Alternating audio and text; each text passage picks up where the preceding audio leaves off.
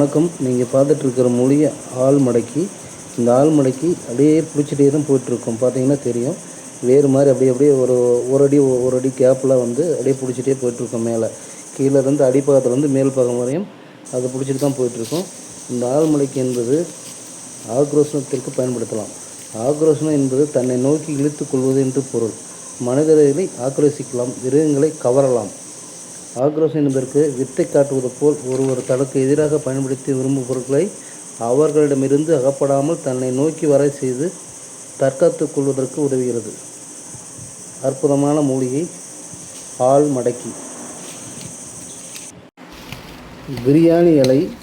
இந்த மூலிகை பிரியாணி இலை ஜீரண சக்தியை தூண்டும், உடம்பு பலம் பெறும். இந்த பிரியாணி இலை சில வேலைகளுக்கு பயன்படுத்தலாம். மாந்திரிகத்துக்கு, தெய்வ கடாட்சம் அந்த மாதிரி வர்றதுக்கெல்லாம் பயன்படுத்தலாம். செய்வனைகளை விளக்க பயன்படுத்தலாம். இந்த பிரியாணி இலை இது காட்டுக்குள்ளார மட்டும்தான் இருக்கக்கூடிய பிரியாணி இலை. நம்ம வளர்த்துறது கிடையாது. இது காட்டுக்குள்ளார தானாக இயற்கையாக வளரக்கூடிய பிரியாணி இலை.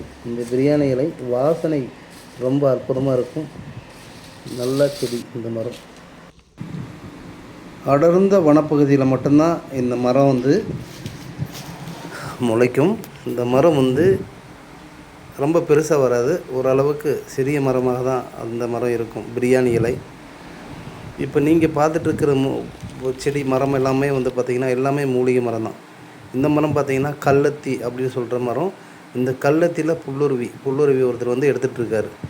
இந்த புல்லுருவி பார்த்திங்கன்னா கீழே மண்ணில் உழாமல் எடுக்கணும். மேலேருந்து தூக்கி போட்டதுமே அதை கையில் பிடிச்சி அதை எடுத்து மண் சட்டியில் வச்சு அதை வந்து மையை நாங்கள் வந்து எடுப்போம். மையை எடுத்தோம்னா ராஜவசியத்துக்கு பயன்படுத்தலாம். ராஜவசியத்துக்கு ஒரு அற்புதமான மூலிகை.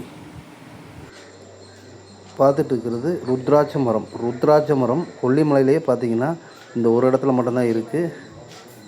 இந்த ருத்ராட்ச மரம் இப்போ வந்து பூ பூத்துட்ருக்கு. பூ வந்து இன்னும் அடுத்த மாதத்தில் காய் காய்க்க ஆரம்பிக்கும். மூவிலை குருத்து. இம்மூலிகை மூவிலை குருத்து 3 இலை தான் இருக்கும் இந்த மூவிலை குருத்தில் மரத்தில்.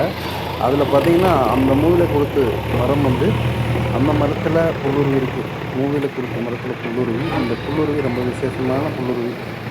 புல்லுருவி வசியத்துக்கு பயன்படுத்தலாம். காட்டு எலுமிச்சை